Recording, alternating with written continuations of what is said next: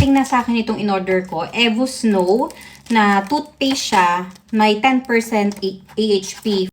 Enamel remineralization daw siya. Sabi nila nakaka-protect daw siya ng enamel.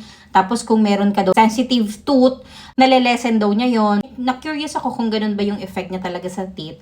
Meron ako dito, I think for pasta na rin siya kasi medyo sensitive na siya kapag ako kumakain ng malamig. Bago natin ipagalaw sa dentist, itry ko muna itong Evo Snow na toothpaste nga.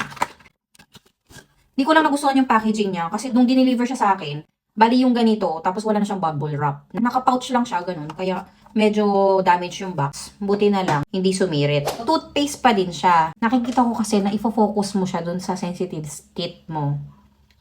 So, hula ulit tayo. Mas dito yan eh. Ayan. Babad natin for 3 minutes.